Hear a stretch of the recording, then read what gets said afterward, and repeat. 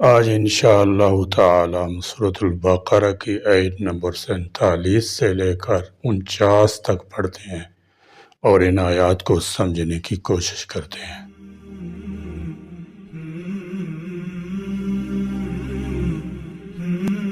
اعوذ باللہ من الشیطان الرجیم، بسم اللہ الرحمن الرحیم۔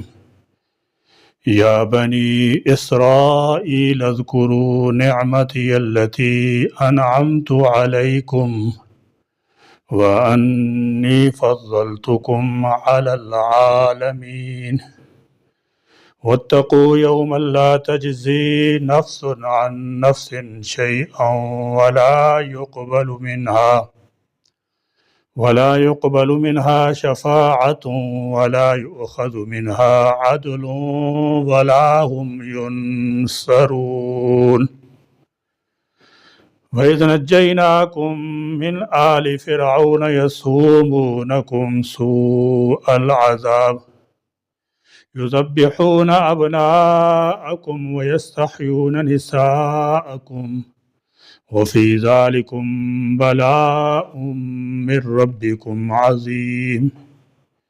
یا بنی اسرائیل، اے اولاد اسرائیل، اذکروا، تم یاد کرو، نعمتی التی، میری نعمت جو، انعمت، میں نے انعام کی، علیکم، تم پر، وانی، اور بے شک میں، فضلتکم، میں نے فضیلت دی تم کو، علی العالمین، جہان والوں پر۔ یہاں سے ایک بار پھر بنی اسرائیل کو اللہ تعالیٰ کے احسانات یاد کرنے کا حکم دیا گیا ہے تاکہ وہ اللہ تعالیٰ جل شانہ کے حبیب صلی اللہ تعالیٰ علیہ وسلم کی اطاعت ترک کرنے سے ڈریں اور ان پر حجت پوری ہو جائے۔ یاد رہے کہ ان آیات میں بنی اسرائیل کے ان لوگوں سے خطاب کیا جا رہا ہے جو سید المرسلین صلی اللہ تعالی علیہ وسلم کے مقدس زمانے میں موجود تھے، اور انہیں اللہ تعالیٰ کی جو نعمتیں یاد کرنے کا حکم دیا جا رہا ہے وہ یہ ہیں: نمبر 1، تمام اہل زمانہ پر فضیلت، برتری۔ نمبر 2، دریا میں راستہ بن جانا۔ نمبر 3، فرعون سے نجات۔ نمبر 4، تورات کا عطا ہونا۔ نمبر 5، بچڑے کی پوجا پر معافی مل جانا۔ نمبر 6، ایک گروہ کا مرنے کے بعد زندہ کیا جانا۔ نمبر 7، بادلوں سے سایہ ملنا۔ نمبر 8، من و سلوہ نازل ہونا۔ نمبر 9، پانی کے 12 چشمے جاری ہونا۔ 10، زمین اناج عطا کیا جانا وغیرہ۔ یہ تمام نعمتیں ان کے آباء و اجداد کو عطا کی گئی تھیں، اور چونکہ جو نعمت آباء و اجداد کو ملی ہو وہ ان کی اولاد کے حق میں بھی نعمت ہوتی ہے۔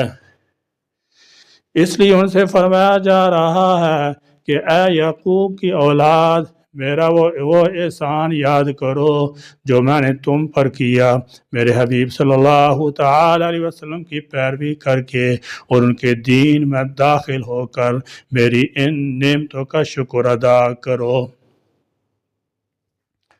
بنی اسرائیل کی نعمتوں کو سامنے رکھ کر امت محمدیہ پر ہونے والے انعامات کو شمار کریں تو ہم سمجھ سکتے ہیں کہ شکر گزاری کا تقاضا ہم سے کس قدر مطلوب ہے۔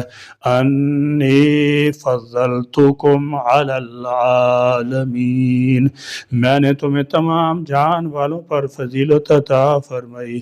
اس سے مراد رسول اللہ صلی اللہ تعالی علیہ وسلم سے پہلے زمانوں کے لوگ ہیں، کیونکہ آپ صلی اللہ تعالی علیہ وسلم تشریف لانے پر یہ فضیلت کنتم خیر امت فرما کر اس امت کو عطا کر دی گئی۔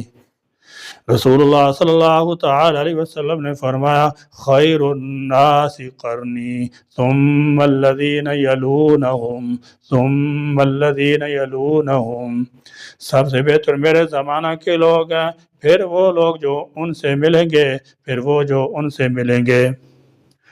بہرحال یہاں پر بنی اسرائیل کی جہان والوں پر فضیلت سے یہ مراد نہیں ہے کہ انہیں حضور اکرم صلی اللہ تعالی وسلم کی امت پر بھی فضیلت حاصل ہے، قرآن پاک موضوعات سے بیان کیا گیا ہے کہ اللہ تعالیٰ نے آپ کی امت کو سب سے زیادہ فضیلت بخشی ہے، اور اس فضیلت کا تعلق دنیا سے بھی ہے اور آخرت سے بھی، گویا دونوں جہانوں میں امت محمدیہ کی فضیلت مسلم ہے۔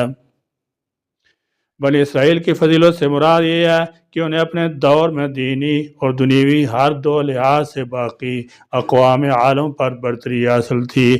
اس زمانے میں اس قوم میں صلاحیت بھی پائی جاتی تھی اور ان کی علمی حیثیت بھی مستند تھی۔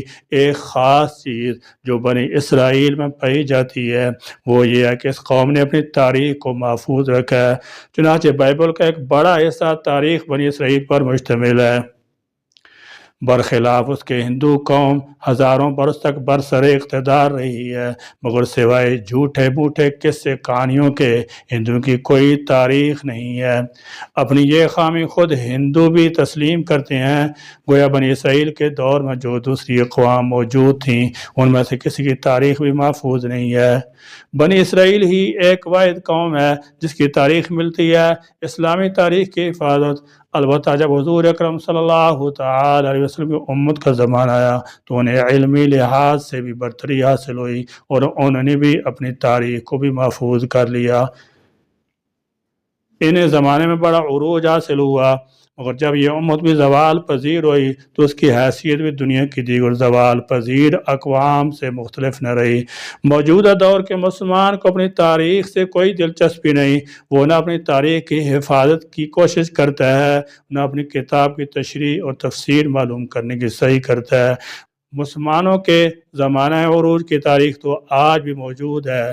اسلام نے بڑے بڑے مورخ پیدا کیے ہیں جنہوں نے اپنے زرین دور کے ایک ایک لمحے کو اپنی کتابوں کے اوراق میں محفوظ کر لیا ہے۔ ان مورخین میں علامہ طبری 3 صدی ہجری میں ہوئے ہیں، ابن خلدون اور ابن کثیر 8ویں صدی کے مورخ ہیں، ابن اثر جنہوں نے تاریخ اور دیگر علوم کو محفوظ کیا، جو مفسر بھی ہیں اور تاریخ دان بھی، مگر آج ہم ہیں جو اپنے اکابر کے جمع کردہ علمی ذخیرہ سے بھی خاطر خواہ مستفید نہیں ہو پاتے۔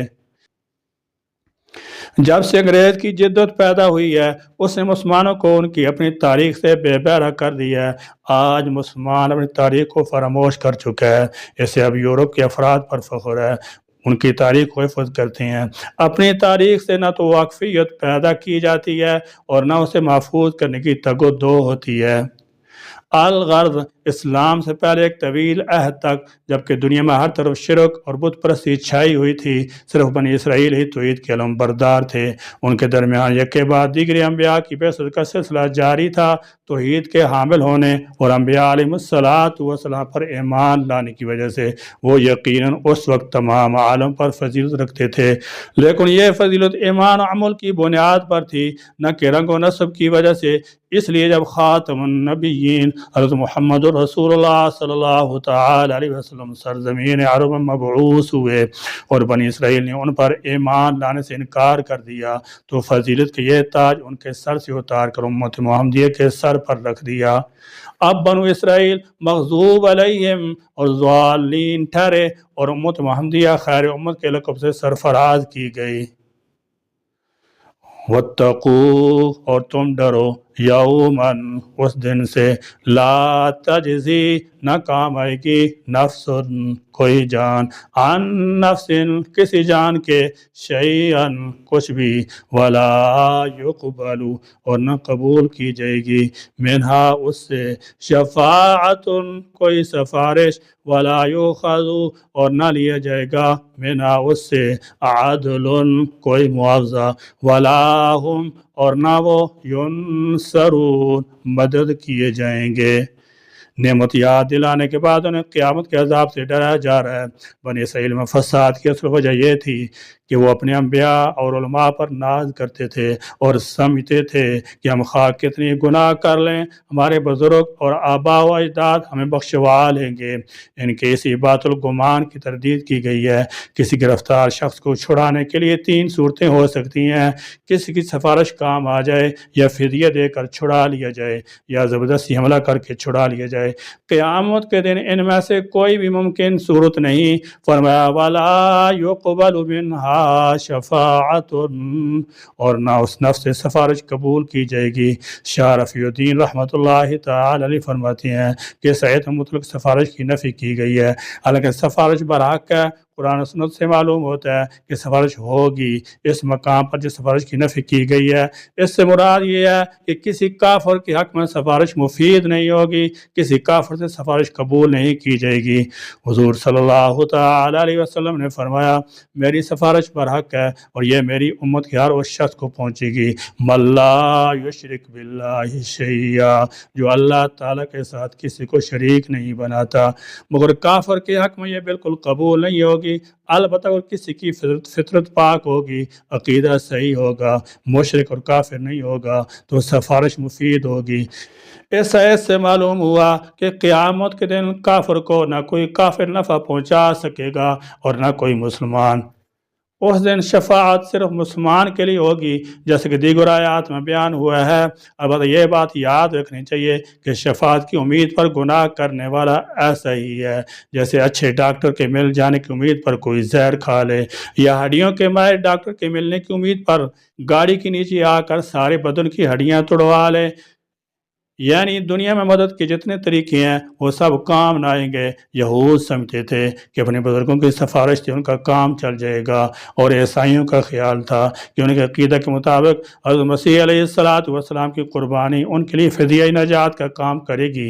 ان سب کی تردید ہو گئی ہے۔ مسلمان بھی ضرور رسول اللہ صلی اللہ تعالی علیہ وسلم شفاعت کے قائل ہیں، لیکن یہ شفاعت بھی صرف انہیں کے حق میں مقبول ہوگی جن کے لیے خود اللہ تعالی اجازت دیں گے، اور یہ اجازت ایمان اور عمل صالح کی بنا پر ہوگی۔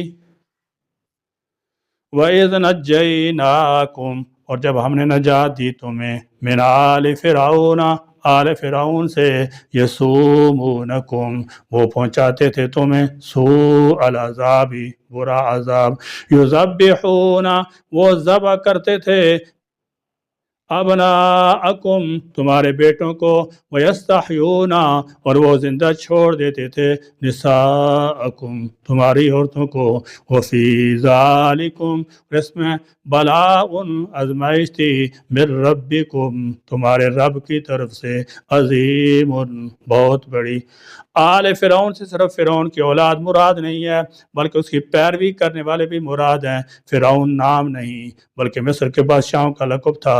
کہا جاتا ہے کہ حضرت موسیٰ علیہ السلام کے عہد میں بنی اسرائیل جن شاہان مصر کے زیر عتاب آئے وہ یک کے بعد دیگرے دو فرمانروا ہوئے۔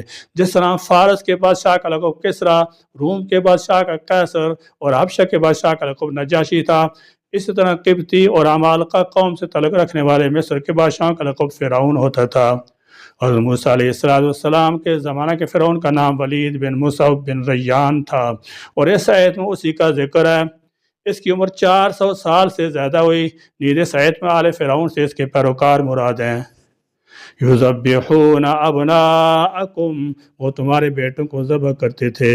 فرعون نے خواب دیکھا کہ بیت المقدس کی طرف سے ایک آگ آئی اور اس نے مصر کو گھیر کر تمام قبطیوں کو جلا ڈالا، جبکہ بنی اسرائیل کو کوئی نقصان نہیں ہوا۔ اس خواب سے اسے بڑی وحشت ہوئی۔ اس کے کاہنوں نے تعبیر دی تھی کہ ایک اسرائیلی لڑکا فرعونیوں کی سلطنت اور مذہب کو نیست و نابود کر دے گا۔ اس خبر پر فرعون نے عام حکم جاری کر دیا تھا کہ بنی اسرائیل کے یہاں جو لڑکا بھی پیدا ہو اسے قتل کر دیا جائے اور لڑکی کو رہنے دیا جائے، کہ ایک تو ان سے یہ خطرہ نہیں تھا، دوسرے ان سے خدمت لینے اور اپنے ہاروں میں لانے کا فائدہ بھی متعلق تھا۔ بائبل میں بھی اس واقعہ کا ذکر ہے۔ یوں ہزاروں کی تعداد میں بچے قتل کیے گئے۔ قدرت الہی سے اس قوم کے بوڑھے جلد مرنے لگے تو قبطی سرداروں نے گھبرا کر فرعون سے شکایت کی کہ ایک طرف بنی اسرائیل میں موت کی کثرت ہو گئی ہے اور دوسری طرف ان کے بچے بھی قتل کیے جا رہے ہیں، اگر یہی صورتحال رہی تو ہمیں خدمتگار کہاں سے ملیں گے؟ اس پر فرعون نے حکم دیا کہ 1 سال بچے قتل کیے جائیں اور 1 سال چھوڑ دیے جائیں۔ تو جو سال چھوڑنے کا تھا اس میں حضرت ہارون علیہ السلام پیدا ہوئے، اور قتل کے سال حضرت موسیٰ علیہ السلام کی ولادت ہوئی۔ یہ واقعہ سورہ قصص کے پہلے رکوع میں کافی تفصیل سے بیان کیا گیا ہے۔ وَفِي ذَلِكُمْ بَلَاءٌ، اور اس میں آزمائش تھی، بلا امتحان آزمائش کو کہتے ہیں، اور آزمائش نعمت سے بھی ہوتی ہے اور شدت محنت سے بھی۔ نعمت سے بندے کی شکر گزاری اور محنت و مشقت سے اس کے صبر کا حال ظاہر ہوتا ہے۔ اس آیت میں اگر ذالکم کا اشارہ فرعون کے مظالم کی طرف ہو تو بلا سے محنت مصیبت مراد ہے، اور اگر ان مظالم سے نجات دینے کی طرف اشارہ ہو تو بلا سے نعمت مراد ہوگی۔ اللہ تبارک و تعالی ہمیں اپنی نعمتوں کی قدردانی کی توفیق نصیب فرمائے۔ اللہ تعالی ہمیں قرآن کی روشنی میں اپنی زندگی کو سنوارنے اور اس کی ہدایات پر عمل کرنے کی توفیق عطا فرمائے۔ آمین۔ وآخر دعوانا ان الحمد للہ رب العالمین۔